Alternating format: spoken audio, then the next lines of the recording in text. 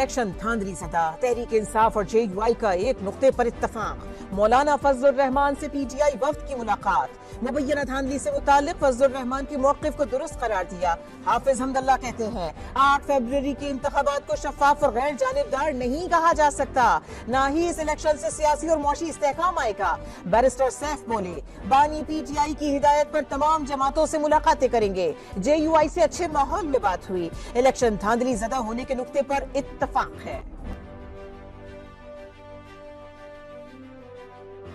تحریک انصاف حکومت سازی کے عمل میں شامل، اسد قیصر کو سیاسی جماعتوں سے رابطوں اور مذاکرات کا ٹاسک مل گیا۔ انتخابات میں مبینہ دھاندلی کے خلاف ہفتے کو ملک گیر احتجاج کا اعلان بھی کر دیا۔ بیرسٹر گوہر کہتے ہیں قومی اسمبلی کی 180 سیٹیں جیتے، کسی کو جعلی مینڈیٹ سے حکومت میں آنے کا حق نہیں، احتجاج پرامن ہوگا، کوئی گرفتاری نہیں ہونی چاہیے۔ پیپلز پارٹی، نون لیگ اور ایم کیو ایم کے ساتھ شراکت اقتدار سے انکار، بڑے عہدوں پر نامزدگیوں کا بھی اعلان، عمر ایوب وزارت عظمیٰ کے لیے امیدوار، میاں اسلم اقبال وزیر اعلیٰ پنجاب کے لیے نامزد، اسپیکر خیبر پختونخوا اسمبلی کے امیدوار عاقب اللہ ہوں گے۔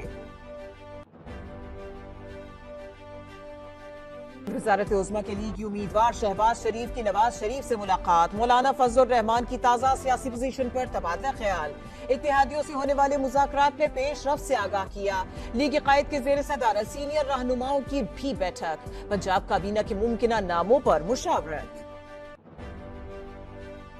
مسلم لیگ نون اور پیپلز پارٹی کی کوارڈینیشن کمیٹیوں کا دوسرا اجلاس، حکومت سازی سے متعلق معاملات پر پیش رفت، کمیٹیاں قیادت سے مشاورت کے بعد تیسری بیٹھک لگائیں گی، سفارشات کو حتمی شکل دی جائے گی۔ بلاول بھٹو سے پارٹی کی رابطہ اور کوارڈینیشن کمیٹی کی ملاقات، سیاسی جماعتوں کی رابطوں پر بریفنگ، فیصل کریم کنڈی کہتے ہیں پی ٹی آئی نے اب تک کوئی رابطہ نہیں کیا، سنجیدہ ہے تو بلاول بھٹو کی 6 رکنی کمیٹی سے بات کریں، اتحاد کا فیصلہ قیادت ہی کرے گی۔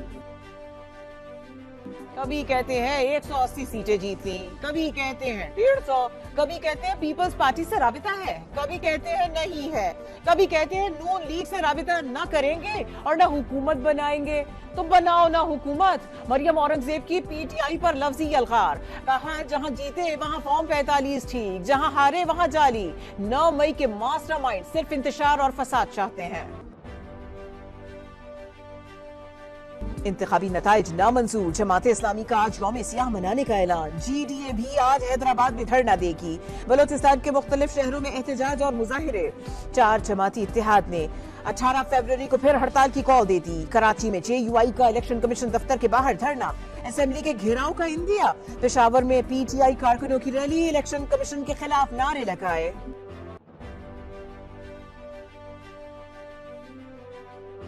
کراچی میں بڑی دھاندلی ہوئی، پیپلز پارٹی کے ساتھ زیادتی ہوئی، وہ لوگ منتخب ہوئے جنہیں خود اپنی جیت کا یقین نہ تھا، شازیہ مری کے تحفظات، کہا پیر پگارا غلط ہاتھوں میں کھیلنے کے بجائے شکست تسلیم کرے، صدر اسپیکر قومی اسمبلی اور چیئرمین سینٹ کے لیے اپنے امیدوار لانے کا اعلان۔ پیپلز پارٹی کی 2018 میں 3 سیٹیں، اب 7 مل گئی، جواب دے یہ ہوا کیسے؟ خالد مقبول صدیقی کا جوابی وار، بولے پیپلز پارٹی کے نظریاتی وگ کا نام لیاری گینگ وار اور نظریاتی لیڈر کا نام رحمان ڈکیت ہے۔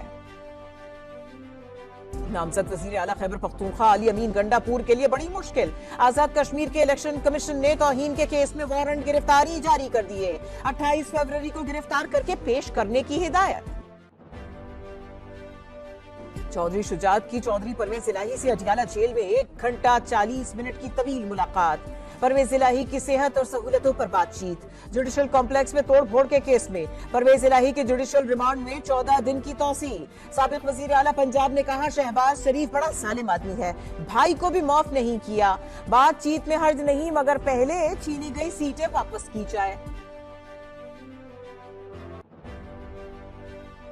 گراں حکومت نے گیس کے بعد پیٹرولیم مصنوعات کی قیمتیں بھی بڑھا دی، پیٹرول مزید 2 روپے 73 پیسے مہنگا، قیمت 272 روپے 89 پیسے سے بڑھ کر 275 روپے 62 پیسے فی لیٹر ہو گئی، ہائی اسپیڈ ڈیزل کی فی لیٹر قیمت میں 8 روپے 37 پیسے اضافہ۔